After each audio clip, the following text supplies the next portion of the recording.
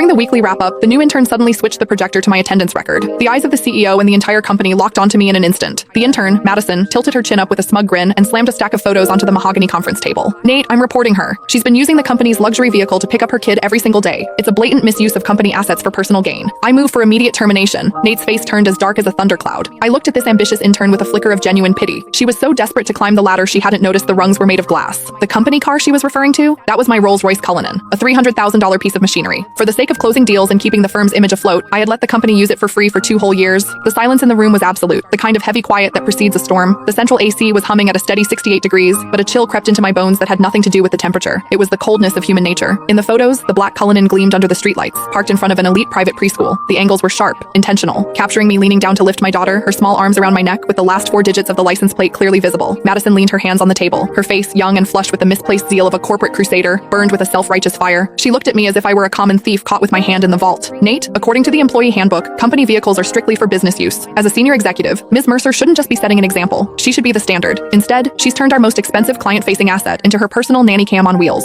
School runs, grocery trips, weekend getaways. It's all here. Her voice was crisp, echoing off the glass walls. She clicked to the next slide, revealing a detailed Excel spreadsheet. I've done the math. Between the commute and the school runs, she's putting an extra 25 miles on the odometer daily. Between the fuel consumption of a V12 and the depreciation, we're looking at thousands in hidden costs every month. And that's not even counting the billable hours she's stealing from the company driver. She turned to the head of the table, Nathaniel Cross. Nate. Nate was my college classmate. He was the founder of this firm. In the early days, when he couldn't even cover payroll, I was the one who dipped into my savings to keep the lights on. Later, when we needed to project an image of success to land the big fish, my 5-year-old BMW didn't cut it. Without a second thought, I brought in the Cullinan I'd bought myself as a 35th birthday present, a car I'd owned for less than a month. I told him back then, take it, use it. We need the clients to see we're already in their league. That temporary favor had lasted 2 years. I paid for the gas. I paid the insurance premiums. I covered the maintenance. Sometimes when the driver was overwhelmed, I even drove to JFK myself to pick up VIPs. Everyone in this building knew that car was mine, or at least they should have. But looking at Nate now, there was no defense in his eyes. His brow was furrowed, his fingers drumming rhythmically on the table, a nervous habit he had whenever he was weighing his own interests against someone else's. Diana, Nate finally spoke. His voice was low, coated in a professional coldness that felt like a slap. The evidence Madison provided, is it true? I stared at him, my heart skipping a beat. Is it true? 2 years ago, when he begged me for the car to save face, he said, Diana, I'm so sorry to ask this of you. As soon as we're in the black, I'll buy you a brand new one. 1 year ago, when the cash flow dried up, I used that car as collateral for a bridge loan so he could pay his staff. He told me then, Diana, this car is the company's lifeline. It's your badge of honor. And now, he was asking me if it was true. I scanned the room. George, the sales manager, had used that very car last week to pick up his mother-in-law from the hospital, bragging on Instagram about company perks.